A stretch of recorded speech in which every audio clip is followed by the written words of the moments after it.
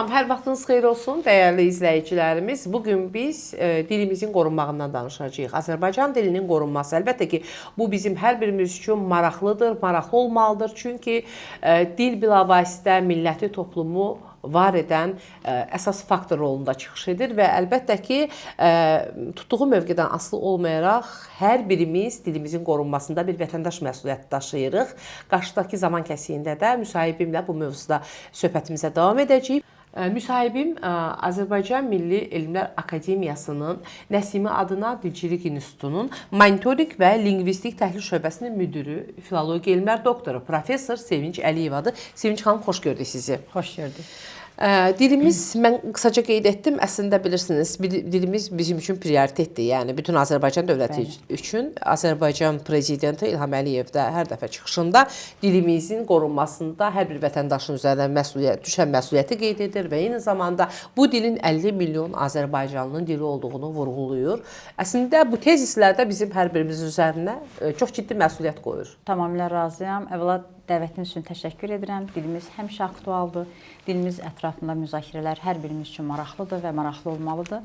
Cənab Prezidentin nitqlərinə gəlincə, xüsusilə noyabr ayında Azərbaycan Milli Elmlər Akademiyasının 80 illik yubiley yığıncağındakı nitqində bütün məsələlərə toxunan Cənab Prezident, Dövlət Dil Komissiyasının sədri, Ali Baş Komandan Cənab İlham Əliyev, xüsusilə dilçilərə mən bir növ desəm, çağırış edərək söylədi ki, Azərbaycan dili az əvvəl qeyd etdiyiniz kimi 50 milyondan artıq Azərbaycanlının dilidir. Onun saflığının qorunması hər birimizin ilk növbədə borcu və məsuliyyəti olduğu bir məsələdir. Eyni zamanda özünün maraqlı olduğu, özünün vacib bildiyi mesajları da ötürdü. Həm cəmiyyətə, həm dilçilərə, həm də elə dilçi olmayan hər bir kəsə.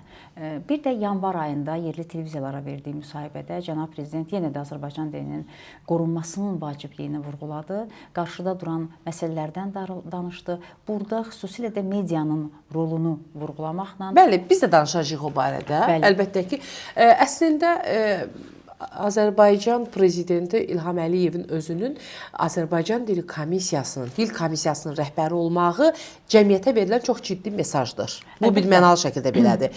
Digər tərəfdən siz medianı vurğuladınız. Əlbəttə ki, mənim üçün də maraqlıdır bu barədə sizin fikriniz. Çünki siz uzun illərdən bəri Azərbaycan dilinin qorunması, saflığı istiqamətində fəaliyyət göstərirsiniz və bununla bağlı da mən əminəm ki, media qurumları ilə işləyirsiniz. Nə dərəcədə Azərbaycan dilini kütləvi informasiya vasitələrində qoruya bilirik?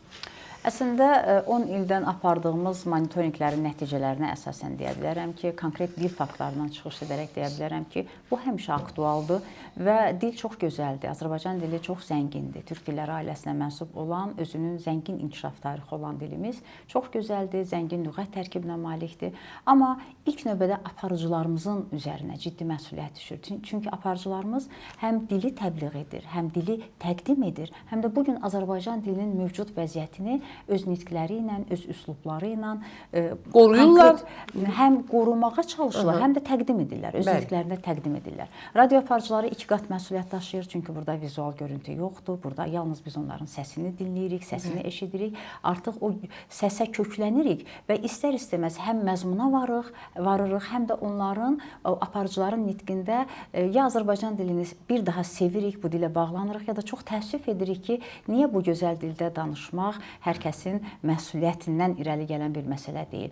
Amma televiziya aparıcıları xüsusi burada mən deyərdim, böyük rol oynayırlar. Böyük rol oynayırlar, amma müşahidəniz nə deyir? Nə dərəcədə televiziyalarımız, radiolarımız, yazılı mətbuat ciddi pozuntular qoruya bilirikmi dilimizi? Ciddi səhvlər var. Məsələn, biz hətta monitorinqləri, bugün də apardığımız monitorinqlər, yəni qeydə alanda, müşahidələrimizi aparanda artıq fonetik norma pozuntusu o qədər gözləniləndir və bu artıq bundan mən deyərdim ki, belə deyək ki, qurtulmaq mümkün deyil. Sanki bu artıq kütləviləşir yəni.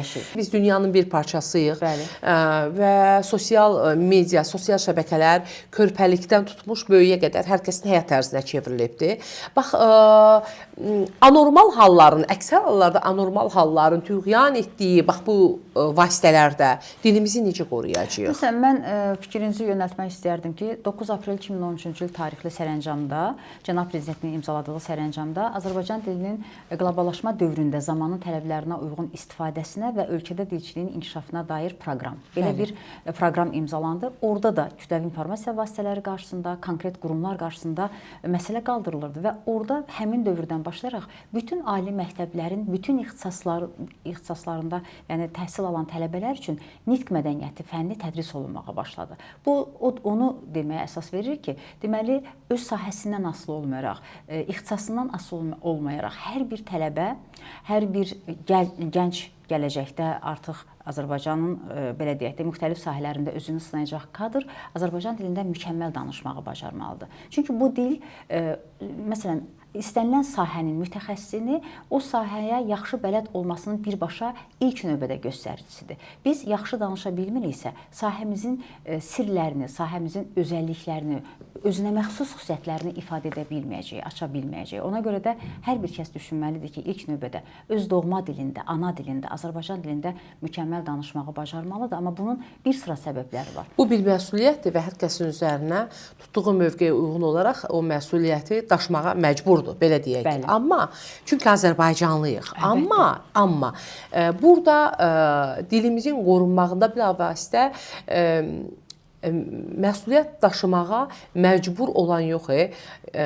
Yəni ki, bu onların işidir. Nəzərdə tuturam bağçalar, nəzərdə tuturam orta məktəblər, nəzərdə tuturam ailələr. Əlbəttə, ilk növbədə ailədən başlayır. İlk növbədə ailədən başlayır. Əlbəttə, valideynlər vətənə, xalqa, xalqın tarixinə, milli mənəvi dəyərlərinə necə bələddirlərsə, nə dərəcədə onu sevirlərsə, onu qorumağa çalışırlarsa, o ailədə böyüyən övladlar da mütləq onu görürlər, götürürlər və birbaşa həm dillərində, nitqlərində, həm də elə bütün, mən deyərdim, hərəkətlərində mənsub olduğu ailənin xüsusiyyətlərinə uyğun, xalqına uyğun onu davam etdirirlər. Bir növ desək, biz deyirik, övlad, uşaq ailənin güzgüsüdür. Və valideynlər özləri hətta Azərbaycan dilində, yəni bu biz bir dövrü yaşadıq ki, o dövrdə Sovet dövrünün təsiri var idi, Rus dilinin daha çox təsiri var idi. Rus dilli ailələr də var. Hətta Rus dilli ailələrdə valideynlər çalışırlar ki, mən bir sıra ailələrdə bunu müşahidə etmişəm ki, valideynlər çalışırlar ki, övladları Azərbaycan dilində mükəmməl təhsil alsınlar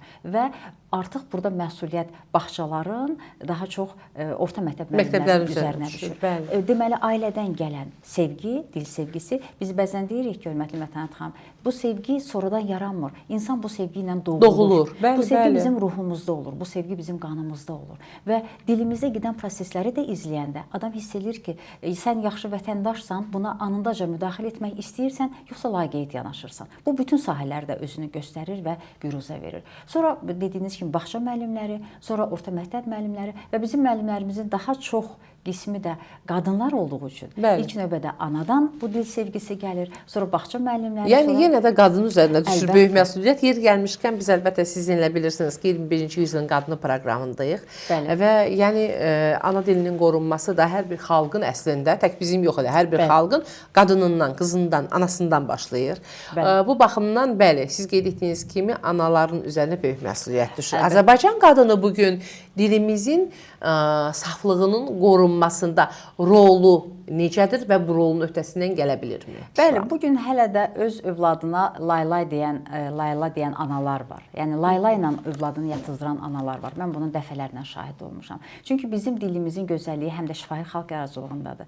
Bugün bizim övladını, məsələn, yerişini, yeriməyini, dil açmağını arzulayan analar həmin o dövrə qayıdırlar və mən dəfələrlə görmüşəm, müşahidə aparmışam ki, onlar öz aralarında bax bu arzularını, niyyətlərini dünyanın ən gözəl dillərindən biri olan Azərbaycan dilində o şeir qafiyələrlə deməyə çalışırlar. Bugün Azərbaycan qadını çox böyük rol oynayır. Çünki Azərbaycan qadını həm evdar bəzən xanım olur, həm müxtəlif sahələrdə artıq biz Azərbaycan qadınını müxtəlif sahələrdə özünü sınayan, özünü təsdiq edən, mükəmməl təsdiq edən bir varlıq kimi də görürük. Amma eyni zamanda biz onu da müşahidə edirik ki, kimliyindən asılı olmayaraq, hansı sahədə çalışmasından asılı olmayaraq Azərbaycan qadını elə ilk növbədə qadındır, evinin xanımıdır, anadır və o analıq məsuliyyəti də ilk növbədə elə dil vasitəsilə övlada öyrədilir. Xüsusilə də qələbəmizdən sonra mən düşünürəm ki, hər bir qadın, hər bir ailə Azərbaycan dilində nəinki danışmalıdır. Azərbaycan, məsələn, mən Qarabağımızda, o gözəl torpaqlarda olanda düşünürdüm ki, ilk dəfə ora ayaq basanda düşünürdüm ki, 30 ildən artıq mənfurların dilini eşidən, danışığını eşidən torpaqlarımız darıxıb. Öz xalqı üçün, öz ana dili üçün darıxıb. Öz ana dili üçün darıxıb. Mən Laçınımızda o zəngülələri eşidəndə kövrəldim, ruhlara salam olsun deyən bizim ifaçımız səhnəyə çıxanda mən dağlara üst tutub fikirləşirdim ki, bu dağlar yəqin ki, çoxdan darıxıblar. Məndə elə bir fikir yarandı ki, məhz Azərbaycan dilində, məhz öz dilimizdə bu xalqın, bu millətin danışığını eşidən təbiət də gözəlləşdi, saflaşdı, duruldu. Yəni bu bir gözəllikdir. Qələbəmizdən sonra Azərbaycan dilində danışmaq fəxarətdir. Bu dəyərdir və bu dəyəri qorumağa da bizim hamımız əlbəttə ki, borcluyuq. Sevinç xanım, yeri gəlmişkən dünyanın müxtəlif ölkələrində biz qeyd elədik ki, milyonlarla azərbaycanlılar, soydaşlarımız yaşayır. O ölkələrdə yaşayan insanların, azərbaycanlıların Azərbaycan dilini unutmaması, orada doğulan, böyüyən bizim soydaşlarımız, gələcək nəsillərin bu dili yaşatması üçün hansı işlər görülür və bu işlər qənaət bəxşdirmi? Necə düşünürsünüz? Mən xüsusilə Şuşamızda cənab prezidentin Azərbaycan diaspor nümayəndələri ilə görüşündə gördüm ki, bu dili qorumağa çalışan dövlət başçısı həmişə narahatdır və o narahatlığını ifadə edərək xüsusilə də həftə sonu məktəblərinin vəziyyəti ilə maraqlandı. O məktəblərin fəaliyyətinin güclənməsi üçün lazımi tövsiyələrini verdi. Məsələn, biz Azərbaycan dili ilə bağlı xüsusilə də dekabr ayının 31-də Azərbaycanın Həmrəylik Günü münasibəti ilə həmişə bir onlayn görüş keçiririk və dünyanın müxtəlif yerlərində yaşayan azərbaycanlılarla görüşümüz olur. Onlayn formatda görüşümüz olur. Mən İsveçdən olan bir ananın, azərbaycanlı ananın göz yaşları içində biz görüşəndə, iş yerində görüşəndə göz yaşları içində bir narahatlığını eşitdim, dinlədim və bunun şahidi oldum. Dedi ki, mən övladlarıma tapşırmışam ki, Azərbaycan dili sizin ananızın dilidir. Sizin doğma ananızın dilidir. Və bu dili unutsaz, elə bilin ki, məni unudacaqsınız, ananızı unudacaqsınız. Mən o zaman başa düşdüm ki, bu dil heç vaxt unudula bilməz. Əgər bu dil üçün narahat olan bir şəxs belə varsa, yüzlərlə, milyonlarlanıqsa, bu dil heç vaxt unudula bilməz. Amma dilin tədrisi üçün, dilin daha mükəmməl tədrisi üçün, xüsusilə də o ailələrdə böyüyən övladlarımız arasında Azərbaycan dilinin düzgün tətbiqi üçün dərsliklər, vəsaitlər mükəmməl olmalıdır. Elə yeri gəlmişkən biz bu yaxınlarda çox hörmətli Leyla xanım Əliyevanın ideyası ilə o rəhbərliyi altında Azərbaycan dilini öyrənirik kitabımızın təqdimatını keçirdik. Hörmətli Leyla xanım özü də orada iştirak edirdi.